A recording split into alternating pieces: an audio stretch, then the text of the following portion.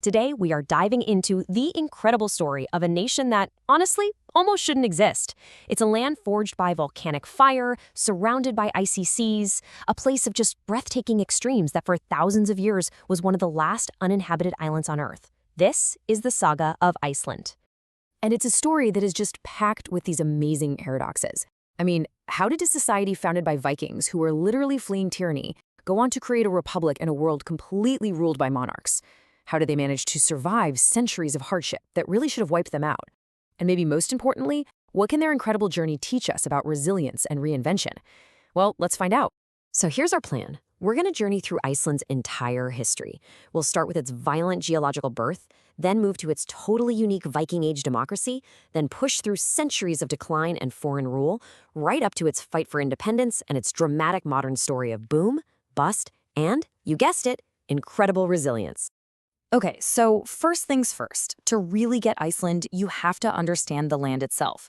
Because it's not just a country, it's a geological event that is happening right now. What's so amazing about this is that Iceland is literally being torn in two. This island is only 20 million years old, which, geologically speaking, makes it just an infant. It's being formed by this massive rift where new crust is constantly being created. So it's being built and rebuilt all the time by volcanic eruptions.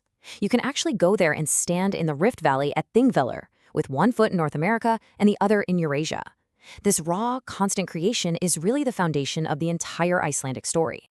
So before the Norse showed up, this vast, empty wilderness was home to maybe just a few souls. The old sagas talk about the Papar. These were apparently Irish monks looking for solitude. But when the Vikings arrived with their pagan gods and warrior culture, the monks just vanished. They left behind their books and bells. Did they go back to Ireland? Did they sail even farther west? We'll probably never know for sure. But their quiet chapter was over. The age of the Vikings was about to begin. And this brings us to one of the most radical political experiments of the entire Middle Ages, a nation that was deliberately built without a king. You see, in the late 9th century, this guy, King Harald Fairhair, was violently unifying Norway. And for the proud local chieftains, the choice was pretty stark: submit, die, or leave.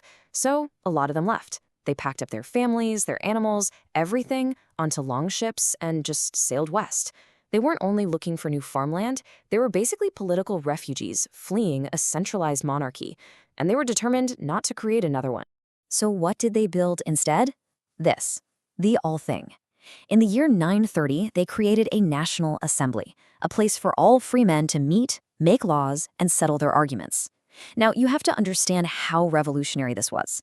In an age of kings and emperors, Iceland created a system where power wasn't held by one single ruler, but was spread out among dozens of local chieftains, or goðar. And this is how it worked. With no written law books, they had an elected law speaker who would recite the entire legal code from memory. The chieftains would then debate laws and pick juries. And get this, there were no police. Justice was enforced by community pressure. The worst punishment you could get was being declared an outlaw, which was basically a social death sentence in a society this tight-knit. This totally unique society produced something incredible. With no king to commission grand histories, Icelanders decided to record their own stories.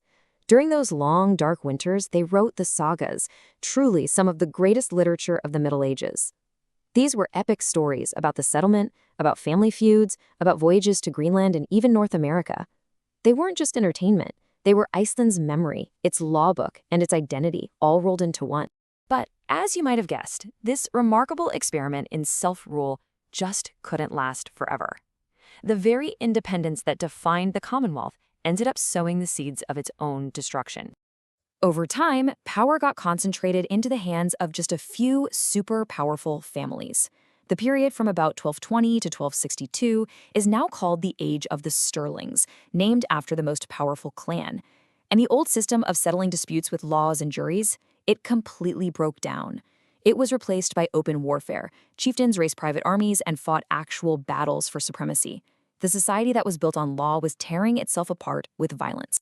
After decades of brutal civil war, the people were just exhausted. So in 1262, the leading chieftains made a fateful choice. They gathered at the Althing and signed the Old Covenant, swearing allegiance to the King of Norway. They traded their hard-won independence for the simple promise of peace. After 332 years, the Icelandic Commonwealth, the republic without a king, was over. And what followed was nearly 7 centuries of just relentless hardship. Iceland went from Norwegian to Danish rule and basically became a forgotten colony. The Danes imposed this crippling trade monopoly that completely strangled the economy. Then came nature's fury, the Little Ice Age, plagues, and in 1783, the apocalyptic eruption of the Lakey volcano, which killed a quarter of the entire population and most of the livestock. It was just awful. For centuries, Iceland was one of the poorest, most miserable places in all of Europe. But even at its absolute lowest point, the memory of the Commonwealth, of a time when Icelanders governed themselves, it never really died. And in the 19th century, that memory sparked a whole new fight. This is Jon Sigurdsson, the father of modern Iceland. He was a scholar who lived in Copenhagen, but he dedicated his entire life to winning back Iceland's freedom. Now, he didn't lead armies. His weapons were words, legal arguments, and history. He argued really powerfully that Iceland had never legally given up its sovereignty, and he inspired a whole generation of Icelanders to start demanding their rights. And as you can see here, the road back was long. It was gradual, won through negotiation, not revolution. In 1845, the Althing was brought back. In 1874, Iceland got its first constitution. By 1918, it was recognized as a sovereign state, just sharing a king with Denmark. And then finally, during World War II, with Denmark occupied by Germany, Iceland seized its moment. On June 17, 1944, Jon Sigurdsson's birthday, Iceland declared itself a fully independent republic. After 682 years, foreign rule was over. Independence kicked off a brand new era. In just a couple of generations, Iceland would go from one of Europe's poorest nations to one of its wealthiest, and face a whole new set of battles along the way. And that brings us to one of modern Iceland's most famous stories, the Cod Wars. After independence, Iceland moved to protect its most vital resource, the rich fishing grounds around the island. And this put them in direct conflict with Great Britain, a global naval power. And incredibly, Iceland won. They used 3 brilliant tactics. First, Cold War leverage. They threatened to kick the Americans out of their super strategic airbase, which NATO just couldn't allow. Second, they invented a secret weapon, a simple but crazy effective device that just cut the fishing nets right off of British ships. And third, they fought their case in the Court of International Law, helping to establish the 200-mile economic zone that's now a global standard. It was a stunning David versus Goliath victory. That victory really laid the foundation for decades of prosperity. But in the early 2000s, after a period of aggressive financial deregulation, Iceland found a new path to wealth, international banking. And this number, 10 times, well, that's where things got crazy. By 2008, the assets of Iceland's 3 main banks were 10 times the size of the country's entire yearly economic output. So when the global financial crisis hit, this whole house of cards just came tumbling down. In the space of a single week, the entire banking system imploded. It was a complete and total catastrophe. The national currency lost half its value overnight, unemployment shot up, and the country was facing ruin. It was a modern disaster on the scale of a volcanic eruption. But just as it had for centuries, Iceland endured. The crash was a painful, painful lesson, but it also revealed the true core of the nation's character. You see, Iceland let its banks fail. It protected its own citizens rather than international creditors. It went back to its traditional strengths, fishing, energy, and then an incredible tourism boom. And it recovered way faster than anyone thought possible.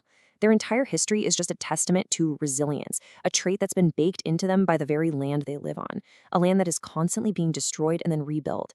The saga of Iceland teaches us that a small nation, forged in fire and ice, can, through resilience and this fierce spirit of independence, not only survive against all odds, but also forge its own truly remarkable destiny on the world stage.